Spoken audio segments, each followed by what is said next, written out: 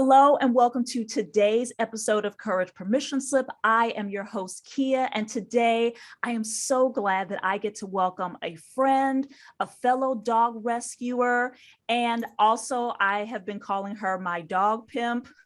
Maybe I'll share that story later. Lori Fusaro to the show. And before we get started, I want to share just a teensy bit more about her. Lori is an award-winning photographer, and as a dedicated advocate for homeless animals, she's been using her amazing photographic skills to help them for more than a decade. Her book, which by the way is a national best-selling book called My Old Dog, it highlights amazing senior dogs to inspire more people to adopt dogs that are in their golden years. Lori is also the staff photographer for Best Friends Animal Society and has many private and corporate clients, including Jackson Galaxy, Pet Food Express, Petco Foundation, and California Bountiful. Welcome to the show, Lori. Thank you. It's good to be here. I'm glad you're here. So, Lori, and we talked about this before we started recording.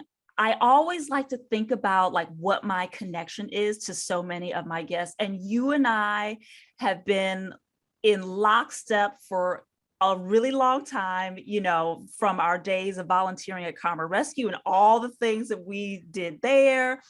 And as long as I've known you, you have been a photographer, but you have made some shifts, but you've also had other really interesting steps along your career journey. But, as a photographer, you've even made pivots within photography. Like I remember we used to do all the people photo shoots, right? Yes. Like me in the wedding dress and the pinup shoot, which by the way, one of my favorite shoots. But, what has it been that really drew you to focusing on dog photography? So I've been creative my whole life. And I don't even know if you know this, I started out acting and I seem to remember this. Yeah, I moved to New York City to do theater and, see what happens.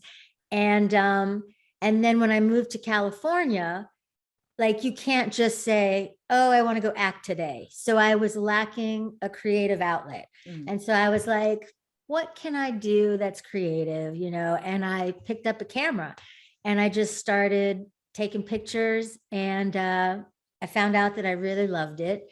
And I had always had a passion for animals. I grew up, my grandparents lived on a farm and had horses and dogs and cats and just all kinds of animals. And so when I first started out, I did everything photography wise. I did weddings, I did headshots, I did kid portraits, family portraits, and I started doing animals just because I loved them. But back then when I started, which was, 19, 20 years ago, pet photography wasn't a thing. I think there were 2 pet photographers. And so it was like a pipe dream, something that was pretty much unheard of. And so I never really felt that that would be a viable career option. So I stuck with everything else. And then one day I was just like, I don't really love photographing people. It's okay, but it doesn't have that joy, that spark for, love. And so I was like, okay, let me just start doing more animals. And so I did. And I still wanted to do kids under 5, which was fun for me because it was kind of like, capturing those little moments and those discovery with a kid picking up a flower, and I would follow them around. And those 2 styles were quite similar because they were both, you couldn't tell the dog or cat to sit and stay. You couldn't tell a 5 and under kid to sit and stay and pose. So it was keeping me on my toes, and staying in the moment.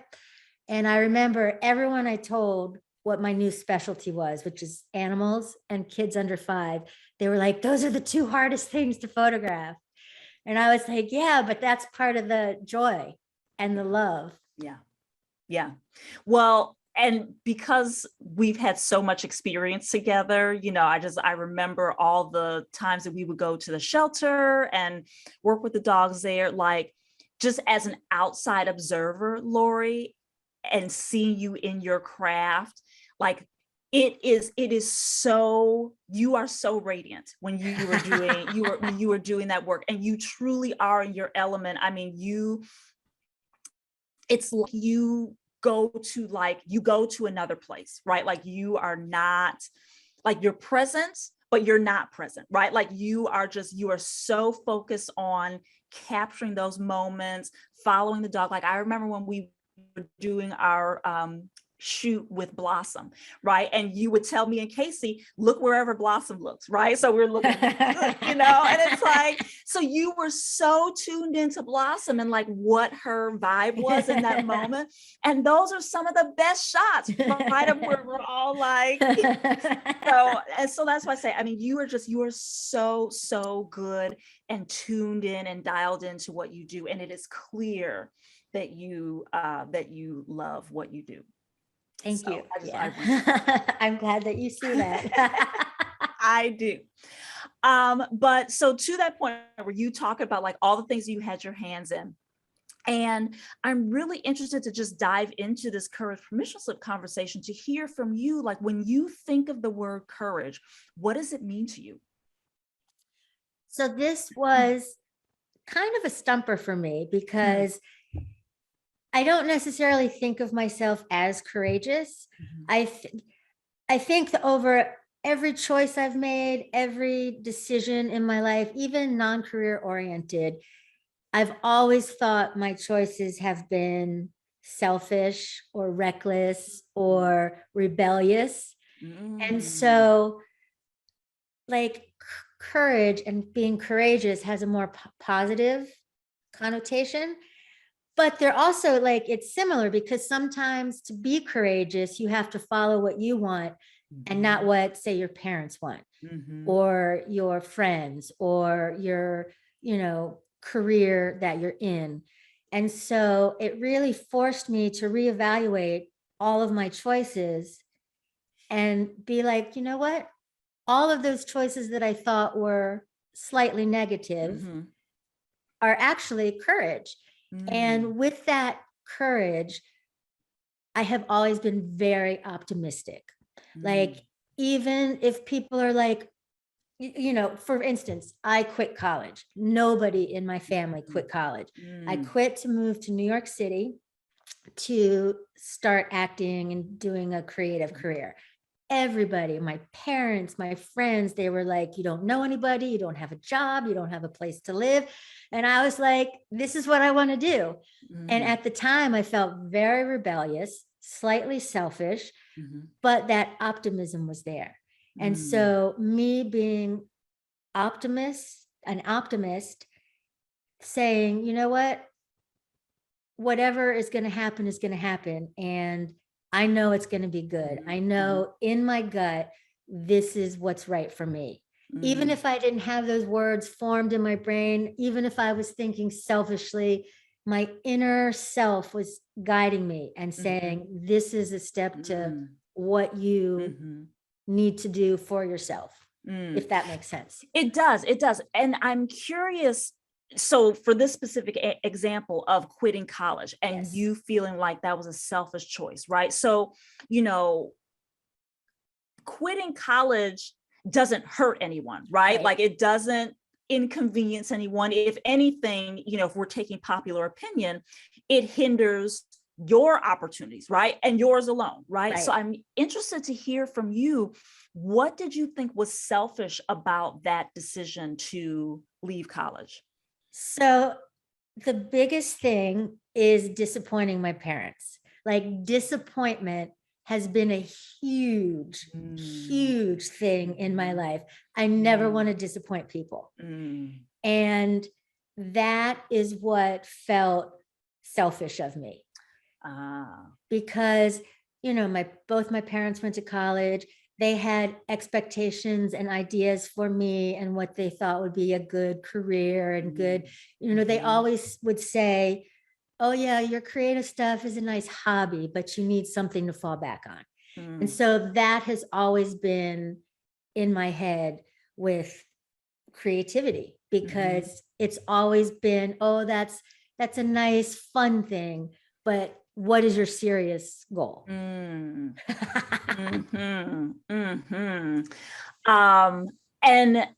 maybe I'm like jumping ahead, but because of this thing, because this comes up a lot, right? This comes up a lot of the choices that people are making. They're doing them because they feel like they should be doing it. Right. They're making choices because it's what they think other people want them to do, or what they think other people are expecting them to do.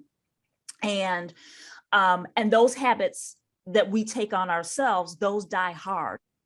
And I'm curious if there are any decisions that you're making today that are tinged with this, oh, but I don't want to disappoint someone if I do or don't do this. Do you find that coming up at all now?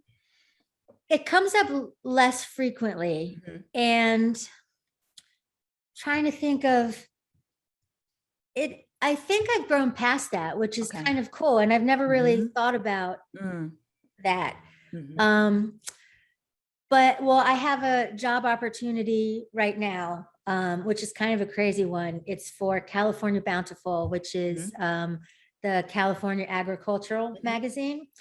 And the assignment is to go to Anaheim at 10:30 in the evening and follow a milkman around and take pictures of him, doing his thing for an article in the magazine.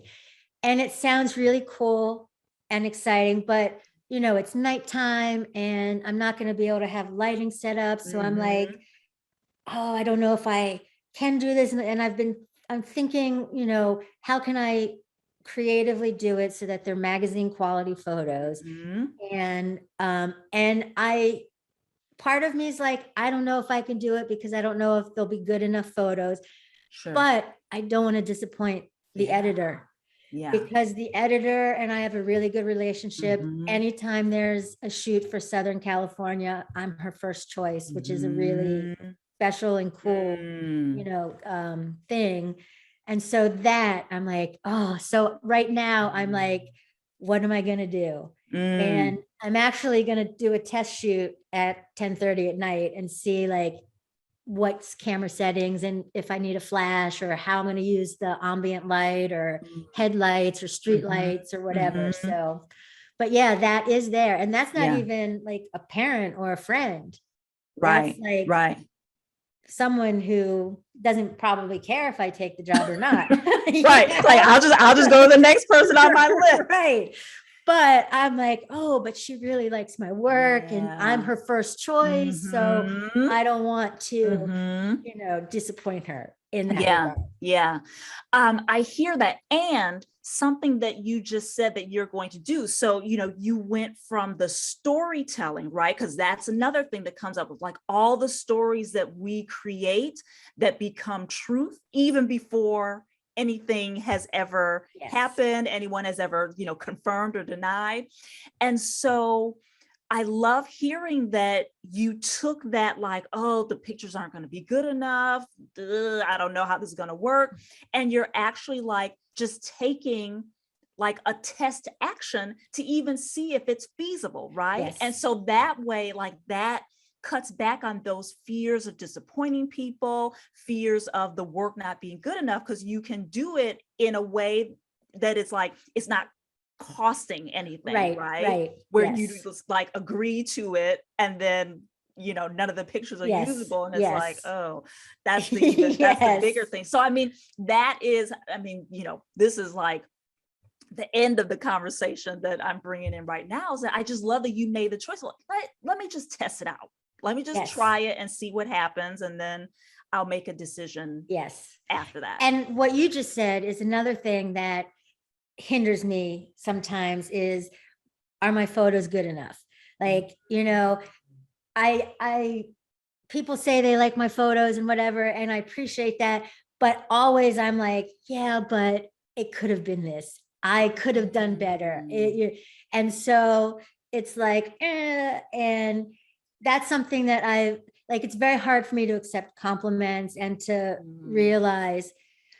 But in preparing for this interview, I started looking back at a lot of my work, and a lot of the situations, especially stuff that we did at the shelter and just like random photo shoots that I wanted to do.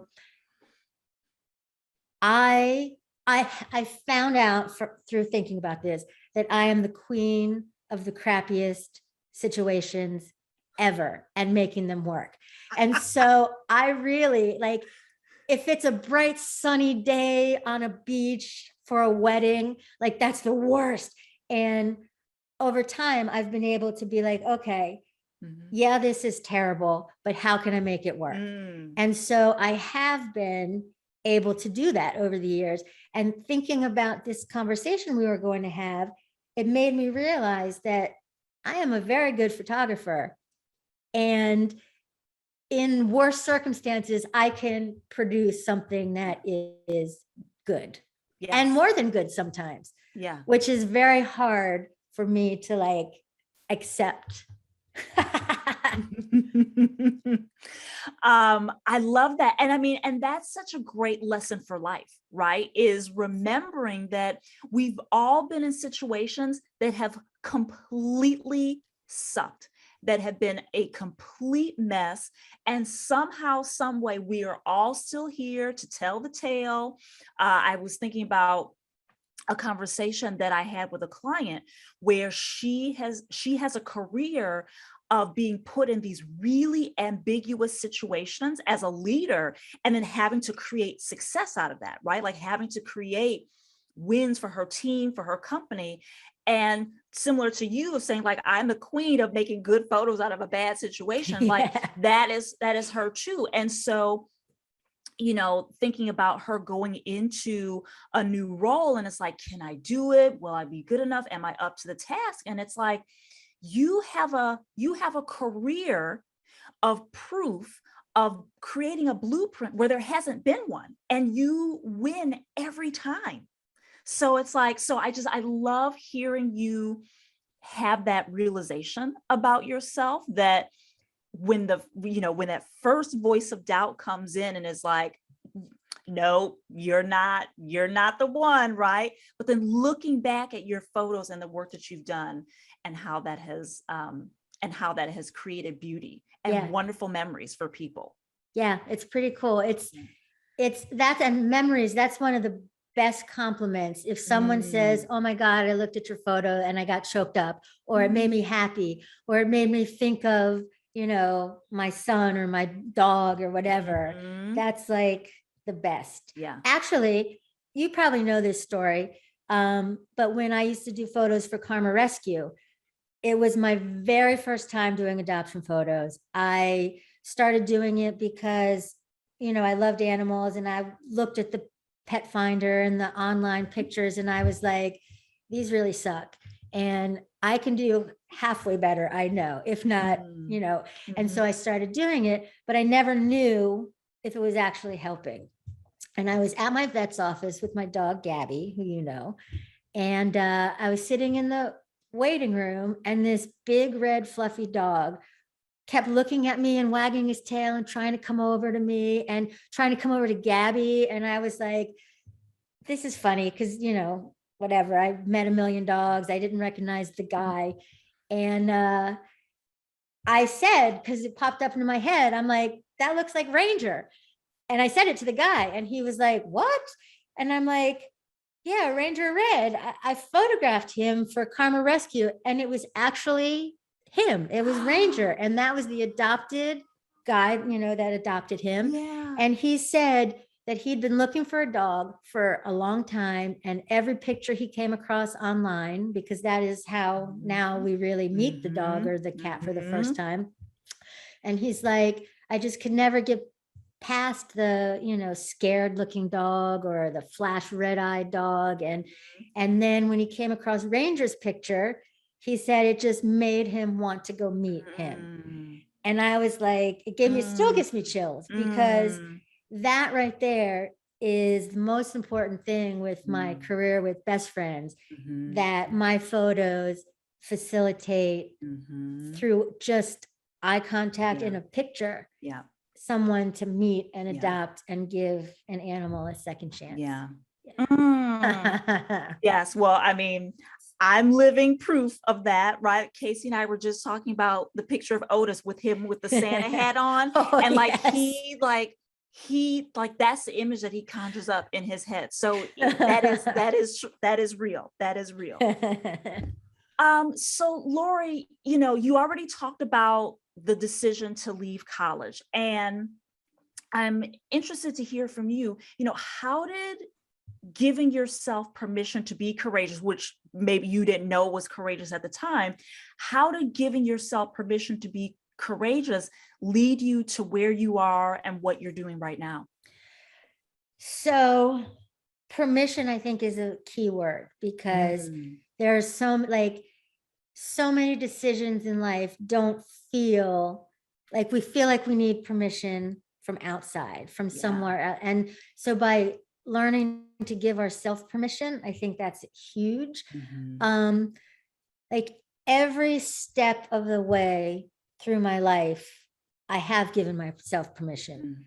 After I quit college and moved to New York City, I moved there with a guy, which ended up not working out. And I felt stuck because, I moved there with him. Rent was expensive. I didn't know anybody. My job that I had, wouldn't allow me to live by myself. So I had to give myself permission to leave that relationship and start out on my own. And I found a room for rent in this beautiful apartment overlooking the boat basin on 79th Street in New York City, living with a crazy lady.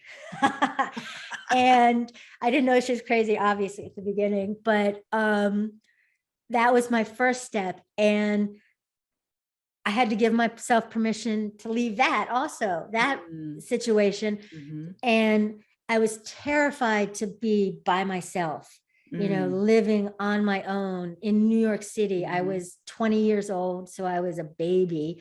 So I found a job that was a reception job, so I could still take my acting classes and do all that, but it was a good paying job. So it allowed me the freedom to move out of that roommate situation. And I found a cute little studio apartment on 73rd Street in a brownstone. And the woman who was the landlord became like a second mother to me. She was just so nurturing and so caring. And it was kind of that extra reassurance that I needed, that I wasn't alone. And so I did that. And then just like little steps like that, just for living and in creative and in money making, all just kind of taught me that it was okay and exciting, made it an exciting, optimistic thing, and not so much of a scary thing. Even though I still felt like, oh, that's rebellious or selfish or whatever, it didn't hinder me from taking those steps to do what I felt I needed. Right.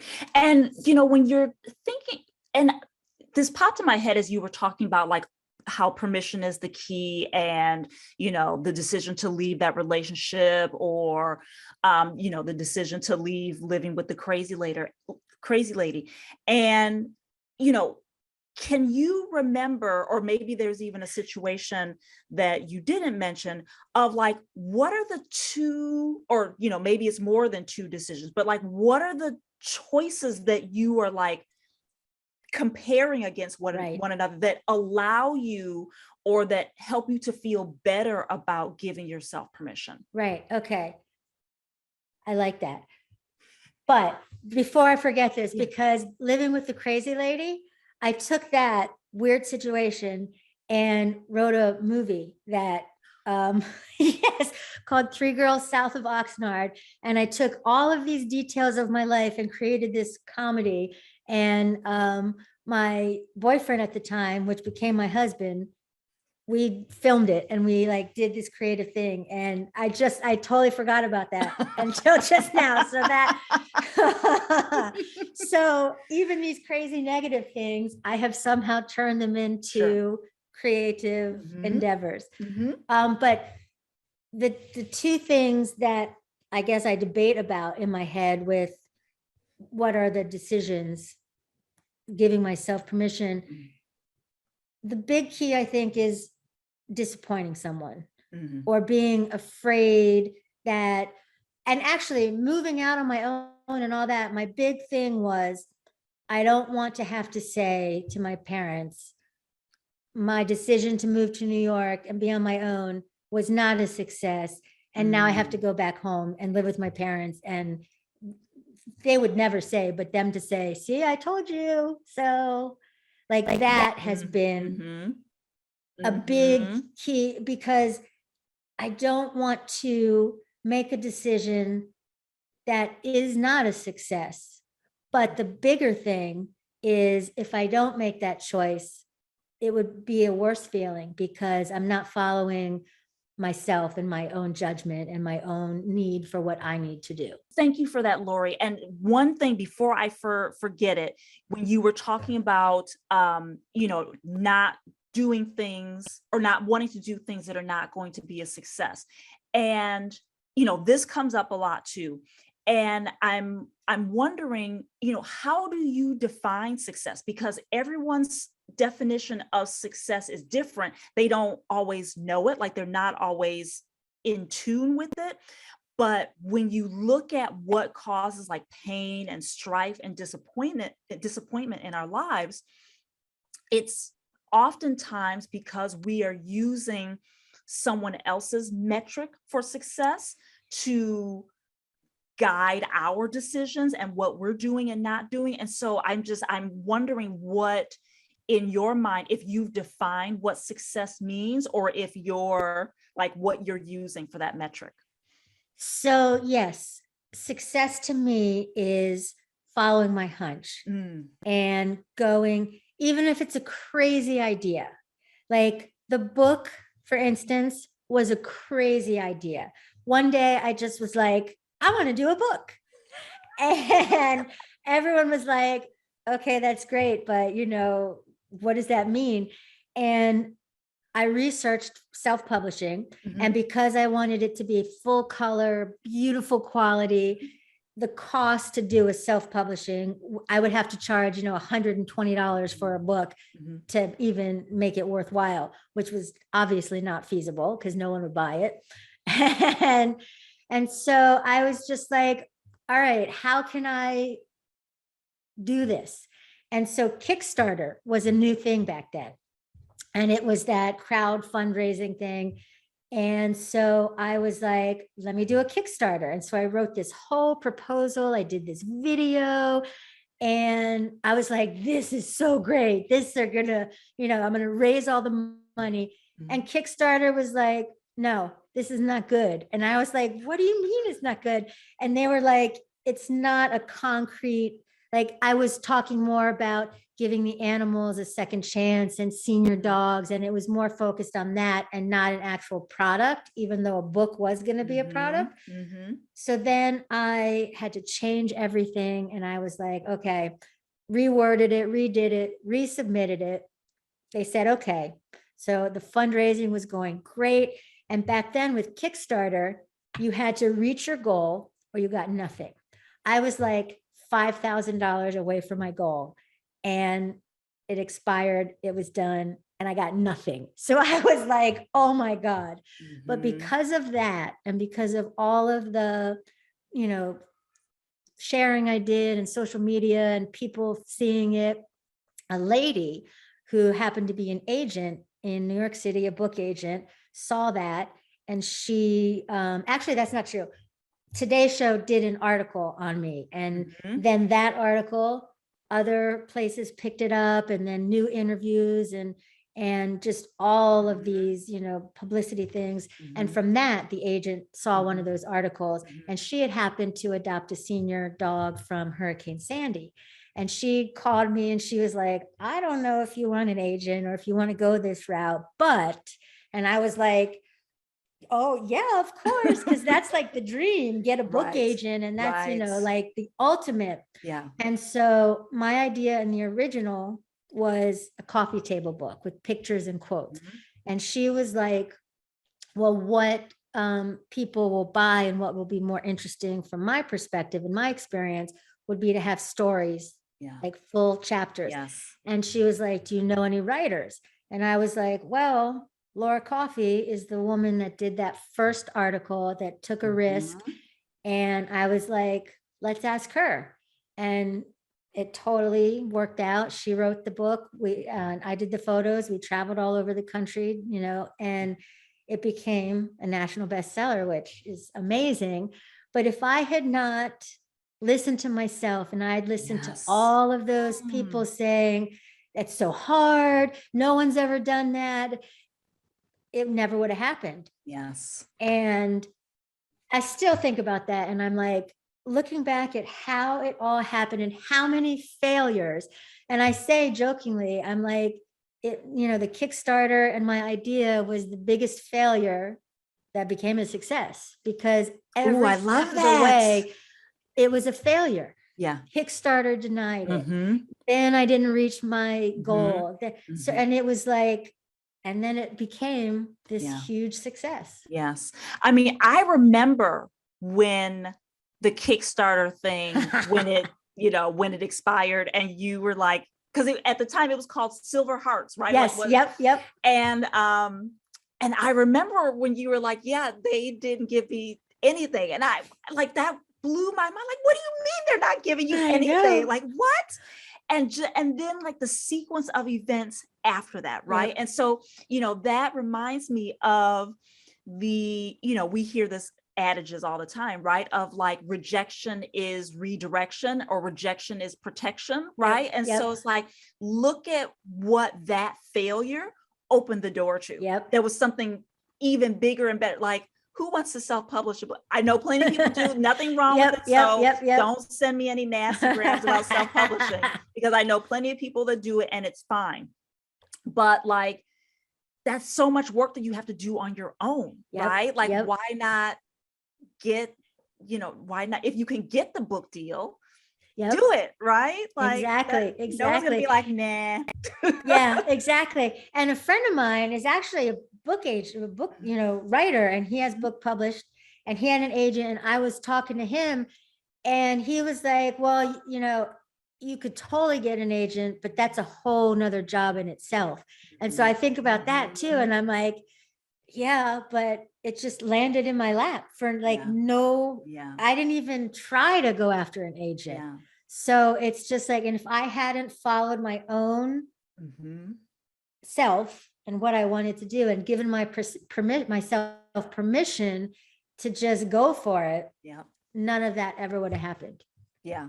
Oh, that is just, I mean, that story still blows my mind. Like, and I remember us when NBC came and, you know, we were at the South LA shelter. And like, dude, like, I remember all of that. And it's just like, and I just, you know, and I'm just a bystander, right? And just like seeing this thing, like, continue to get traction from something that, as you said, was like, nope, thanks, but no thanks. And now look, so, oh, so amazing. So, you know, you talked about a few fears along the way.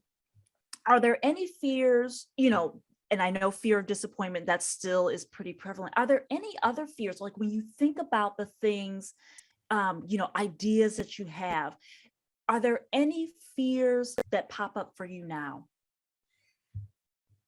This was a hard one because I was thinking about, do I have any fears? And a fear of not being good enough, like my photos. And so I think that fear challenges me to do different things. Like I'm always trying new things. I'm always, so like becoming stagnant, my photos to like not grow and become more. So I think that, and I just naturally, because I think I have been courageous my whole life. And I'll have an idea. I'll see some photographer that I admire and I'm like, oh, I'd like to try that. Oh, so that fear is there, but there's nothing like big. And, and I want to qualify that, there's nothing big, because fear, it's like little, right? We make it big, Yes. right? Like those stories that we talked about telling ourselves earlier, like it's the stories that make it bigger. And then we end up making the fear more of a priority than the actual dream or the vision or the idea. Like you said, like the book, like you could have easily been like, oh, there's like this idea, like there's no way. I don't want to, I'm afraid that I'm just going to fall flat on my face. And like you said, like that has been one of the biggest successes. So I just thought of something, because this is a huge fear, and it pops up all the time, and it's crazy, but it does. So we have two different centers with best friends. We have the NKLA center, which is our fancy center, and then Mission Hills, which is our big place. And I do photos at both of them, but not that often at NKLA. And every time I go to NKLA, I feel like the people that work there are going to think I'm this diva, because the woman, Michelle, who helps me, she sets up everything. She brings like Pellegrino and snacks and sets up all my services. Exactly. All my equipment. And I just come in, take photos and leave. And so I always fear like, oh my God, these people are just going to think I'm just this, bratty photographer who expects all this stuff, this diva. And so it makes me like feel uncomfortable. And like, if someone looks at me in a way, and Daryl was with me helping me do, and I was telling him this, and he was like, you're insane. Like, they're looking at you, not even thinking anything. And he actually said, the story you're telling yourself is way worse than it actually is. And I was like, you know what? Because I'm always nice. I always talk to them. But inside I'm like, oh, I'm a jerk. And they think I'm phony talking to them. And for no reason, for absolutely no reason. So when he said that to me, I was like, you know what? It isn't just the story I tell myself. And so since that has happened, I've been much more comfortable and much more, but that's like a tiny fear that was ridiculous, because nothing happened. Like I wasn't a jerk, or I didn't do something that hurt someone's feelings accidentally, or, it was just in my head. And it changed how I interacted with people there. And I was just going to ask you, like, how did that fear manifest of wondering, which you are the farthest thing from a diva. I mean, divas don't roll around in the ground to get, skyward photos of dogs. But I'm just like, I was going to ask, like, how did that fear, like that little kernel that became this huge, thing, how did that manifest? Yeah, it made me like not want to talk to people. It made me feel like, which would then bring about, she's a diva, she can't even talk to us. Exactly. And so it kind of was like a self-fulfilling prophecy kind of thing. Yes. And thank God Daryl brought me to my senses, because that, because I had just been, going there for a few months, but had it been going, for a year or more, it would have been that much harder to like realize, this is just a story in my head. Yeah. I'm laughing with you, not at you, because I'm like, what? I mean, I'm kind of like in Daryl's camp, like, you're kidding me, right? Like, that's insane. Talking about this best friends opportunity, Lori, how did that come about? Because I mean, you have said that this is your dream job, right? Yep. Like, how did that come about for you? So I was writing the pet column for Culver City News, which is the city that I live in. And I was just doing that. And then the editor left and they needed an editor. And I had never, done anything like that. I was an English major when I was in college, but of course I quit college. So I was like, you know what? Sure, why not? And so I became the editor. And it was great. It was like this fun job. I learned a lot. I got to, meet a lot of people and write articles and then because it was a little city paper, the layoffs were happening, years ago. And so I got laid off and they were going to have one editor do like 4 different papers. And I was like, it was at the time I was working on the book. So it was kind of a blessing in disguise. So I had more time to travel and do that. But also it was panic because that was an income that I was losing. And so I was like, well, let me take this opportunity to do more volunteering with animal rescue. And so I did a Google search and, a bunch came up and Best Friends came up. And I kind of knew about them because I watched their Dogtown TV show that was on years ago, but I never knew they had a place in LA. And I was like, oh, this is cool. I can volunteer. And then at the very end of their webpage was a career section. And I clicked on it and I was like, oh, let me see. And there was a photographer position. And I was like, holy crap, like that is crazy. So I immediately applied and months went by. I didn't hear anything. And I was like, oh, I guess I didn't get it. I'm sure there's hundreds of people applying for it. And so right after I had that thought, like the next week they called me and I had my first interview. And then months went by again. And it was such a long process because it was a new position they were creating and they were really taking their time finding someone, but it wasn't so important that it needed to be filled straight away. Right.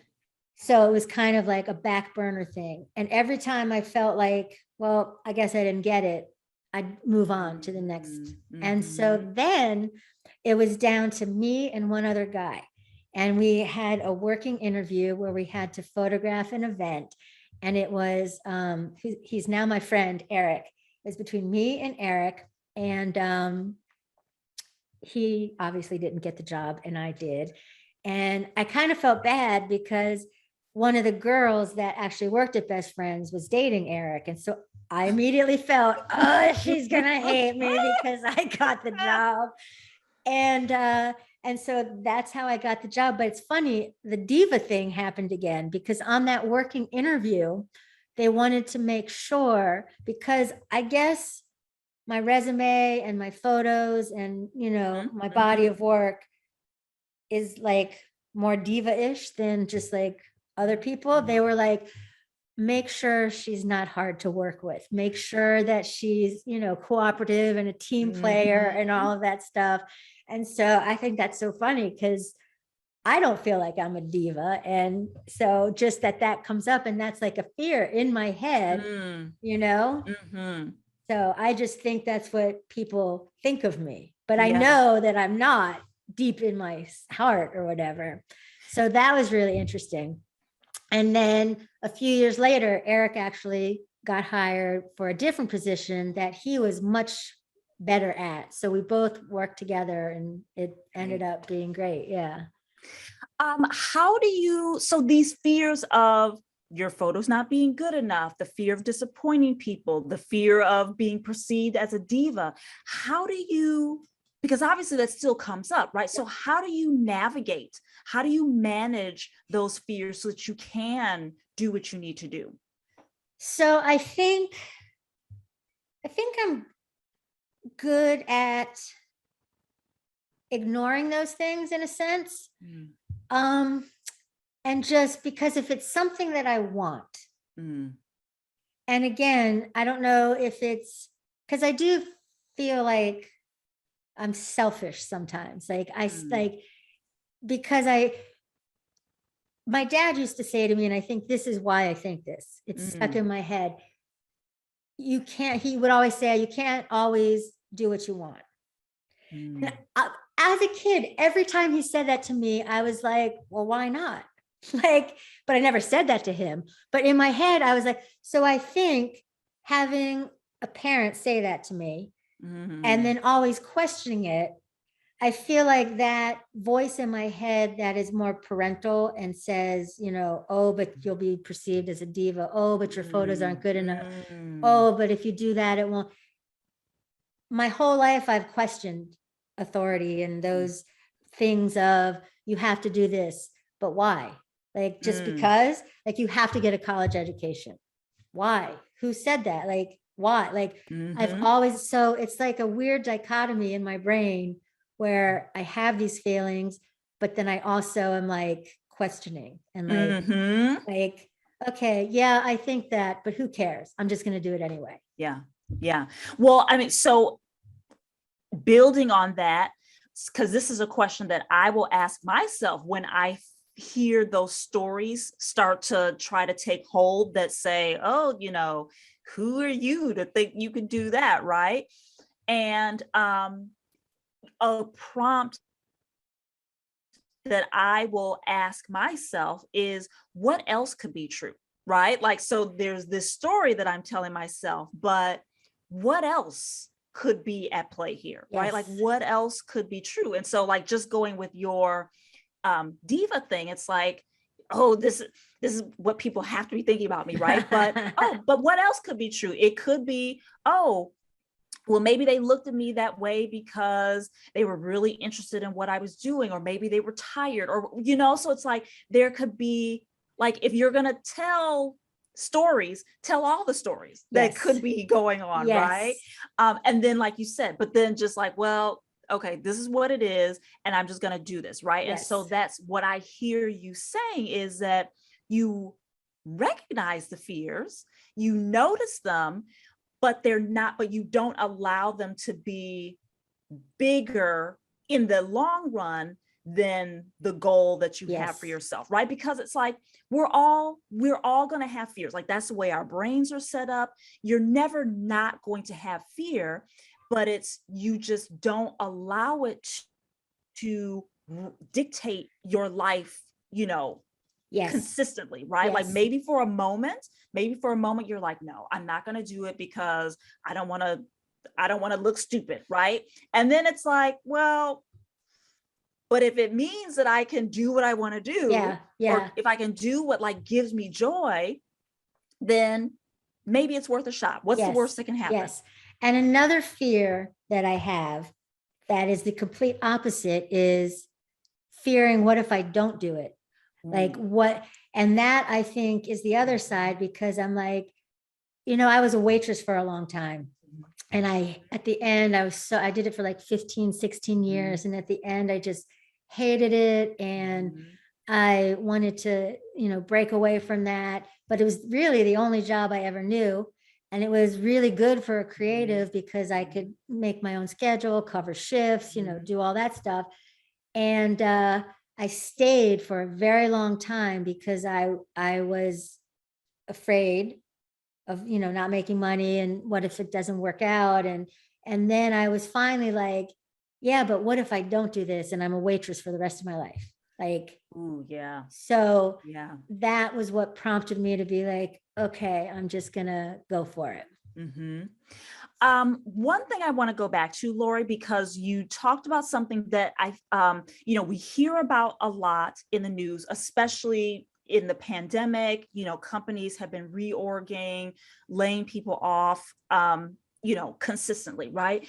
And one thing that doesn't get talked about a lot is the personal feeling that people have about themselves after a layoff, right? Like, the layoffs are not, you know, it's not a firing, right? But still, people internalize it. And so just, I'm really interested to hear from you, because the editing thing at the Culver City News, that wasn't your dream job. It was just literally just something that you fell into and gave it a whirl, and then you were laid off. What, like, can you remember, like, how how that impacted you on the inside? Yes. So I was laid off twice in my life. The first time was when I lived in New York City and I was a proofreader for catalogs. And my best friend was my boss. And I ended up getting laid off. And it was kind of a negative thing because we had kind of an argument and then he laid me off. And I don't know that it was tied to that, but it kind of felt like it. So that one felt a lot more devastating. Sure. And I was like, oh my God. And, you know, living in New York City by myself, and it was a fantastic job, great paying. And I took it very, very personally. When I got laid off from the newspaper, I took it personally, but not to that extent. Yeah. And I felt, this is kind of weird. This just dawned on me. I felt like, why? Because I was friends with the editor and the people in the office. And I was like, why are you doing this to me? Like, I felt like they were doing it to me. Like, even though it was just a financial thing, it had nothing to do with me or my performance. I think because I was friends with them, you know, more than just coworker or boss, it felt like they were doing something to me. Does that make sense? Yes. And so I'm gonna turn the coin on that a little bit. Do you feel like being friends with them was protection or should have been protection? Yes, I think absolutely. And I think, and then also the feeling of not being good enough and disappointing them. Also, like, okay, well, you're doing this to me. What did I do? Are you disappointed in me? Like, and I was not friends with them, either of those people after that. So that was interesting. You know, I mean, I didn't have ill feelings towards them, but you know, it kind of changed the dynamics. It's time to move on. Yes. And so those feelings of not being good enough, did I do something wrong? What did you have to do? Like, what mindset shift did you have to make to then go after the best friends opportunity? Because that was what came on the heels of that. Yes. What decision did you have to make, or what shift did you have to make in your self-talk to go after that opportunity? So I think it was something that my newspaper boss said to me, because I think he felt bad for having to let me go, lay me off. He was like, well, because I had already started the process of the book. And he was like, at least you have the book to work on. And he was like, I know that's going to be a big success. And I know you're going to do great with that. And in my head, I was like, yeah, whatever. That's true. Thank you. But that really doesn't help me now. It's not making me money now. Nothing's really happening now. And I think those words, I was like, well,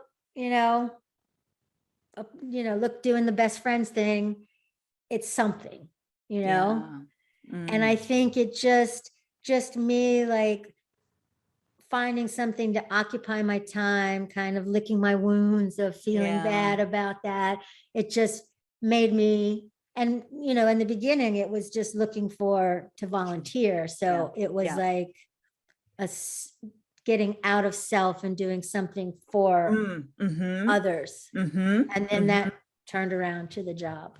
Yeah. And I thank you for sharing that, of like, it was just you wanting to like get out of your head, right? Because we hear that often of, when you're feeling down, when you're feeling low, when you feel fear and despair, one of the best things that you can do is to be of service to someone or something else. So that, that's really heartening to hear that was the shift, right? Of just like, I just need to get out and do something, right? I just need to like change the situation so that I can help someone else while I figure my stuff out. Yes.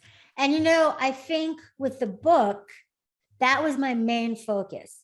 Like it was shining a light on old pets that don't get a second chance always in the shelter system. Right.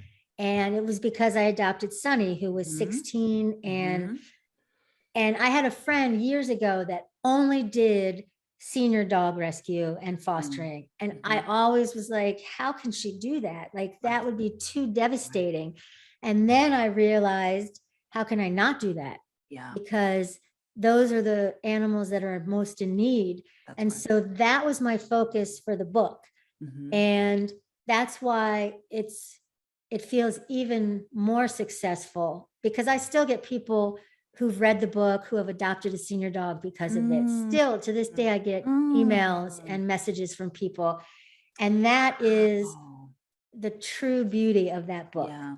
And all of those dogs, Blossom's in there, it's got some pictures in there, and Gabby and Sunny and all of these animals have passed away, most of them, but they live on and their stories live on. And that, like, people ask me, oh, are you going to do another book? And I'm like, no, there's no reason, because unless a situation like that came up where it was a passion project or something that I felt strongly about, but that was the reason I did it. It was to be of service to these animals that don't have such good luck in the shelter system. And you're still hearing the ripple effects of that, right? Like, not only are you getting filled up from that, but you're getting stories of people that your work, your decision to be of service to this really important cause of helping senior dogs get adopted, that has enhanced these other people's lives. So it is this really like beautiful waterfall effect of that idea, and how important it was to pursue that idea despite the rejection. And how courageous, and how I gave myself permission to do it against all the chatter from other people, myself, and everything. So Lori, where are there places where you are giving yourself permission to step out of your comfort zone now? Well, the California Bountiful magazine, actually, because it's the agricultural magazine. And it's like such random things, like the milkman. And I photographed a guy who grows bonsai trees and like trims that. And so it's like this really cool thing that I'm still photographing, but it's so different from what I do on a day-to-day basis. And, part of me, like with debating on doing the milkman shoot, that happens a lot. I'm like, oh, do I really need to go photograph this chef that has has his own farm? And but then I'm like, why not? It'll be fun. It'll be a different photo technique, different things to, it's a magazine. So my photos are going to be in a magazine. So why not? And it's cool. And it keeps me growing and changing and, being open to all kinds of things. Well, and that you saying, why not? It reminds me of, when someone is thinking about doing something and they think of all the reasons of like, why it's going to fail, why it's not going to work out. But then, I'm just going to add one little word to what you were saying of, then taking that, just like what I was saying earlier about, like, if you're going to tell stories, tell all the stories, right? So instead of saying, well, it's not going to work out because of this, and it couldn't be possible because of this and this, and then, what if you just said, but why not me? Like, maybe there's something special that me doing this versus this other person that it's going to bring to this situation, or bring to me, right? That you're like needing to fill a hole or a gap that you're needing to fill in your life. So I love that you have that of like, well, why not? Right? Like it's something different. Yep. Love that. Yeah. And really everybody has a special thing. We have 3 photographers at work, Molly, Sarah, and myself. And it's really cool because we're all talented. We all have our strengths and weaknesses. But like because the marketing team and the PR team use whatever photo is for the project that they're working on. And they don't necessarily know who took the picture because it's in the big database. But 9 times out of 10, they always know, oh, this is Lori's photo. Oh, this is Sarah's photo. Oh, and it's because even though we all can do the same photos, there's something different and special that is our style or our eye or our creative take on things. And that's really cool. And that's for everything and everybody. I think if you remember that and you say, why not me? Like you said, you know, why not? Take that risk, because what's the worst that can happen? Exactly. I don't get the job, you know, I don't get the cover to the magazine, I don't get whatever, you know? Then it just creates the path, or creates an opening for the next opportunity. Exactly. Yeah. It's like, you know, if I don't try, that's going to be worse, because then I'm going to be, I'm never going to know if I could succeed, if I would get that job, if I would become a better photographer. That is really powerful and such a helpful perspective of what you could gain, what you could add to your life by just taking a chance on something. So you have already answered this question, but I'm gonna ask it to bottom line it. Okay. For the person who is listening to us talk or watching us talk right now, who has a goal, a vision, an idea on their heart, but they're not taking action because the fear is more important. The fear is bigger than the dream, the goal, the vision, the idea. What is your guidance for that person listening right now to finally be able to move forward? I would say, think about your life in 5 years, 10 years, 20 years, if you don't try. Like, what would you possibly miss out on? What would you possibly regret? And just try to think about, because I think that's important. Like, if I never did the book, my life might not have changed that much, you know. But it wouldn't, I wouldn't have so much joy from hearing these stories and having these dogs live forever and inspire people for years. I mean, because the book is, I don't know, 5 years old, 6 years old. Yeah, it might not be that long, 4 or 5 years. I'll have to look at that. But like, over that time, how many people that has touched, but more importantly, how many animals has that touched, you know? Right. And just thinking about the ripple effect of, by you doing something, it's like the butterfly effect. You affect so many different people.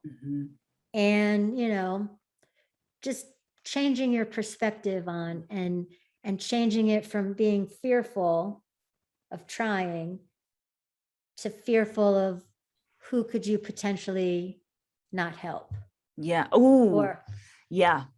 I mean, and it could be something small too, just like, you know, a young kid who you apply for this job and you get the job, and a young kid sees you do that, or a friend, you know, a friend's child sees you do that, and that affects them and helps them go after their dream. Or like, you have no idea the effect you have on people in your world, even if it's just a tiny, you know, thing.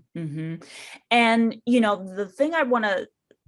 the other side of that picture that I want to share is, you know, it's important to give people their flowers while they're here, right? So for the person that is being inspired or that is thinking differently about their life because of something that someone has done, you know, not to say that, you know, you have to go out of your way to praise people, but, you know, it's helpful for the person that's doing that work, because that person may be thinking of giving up.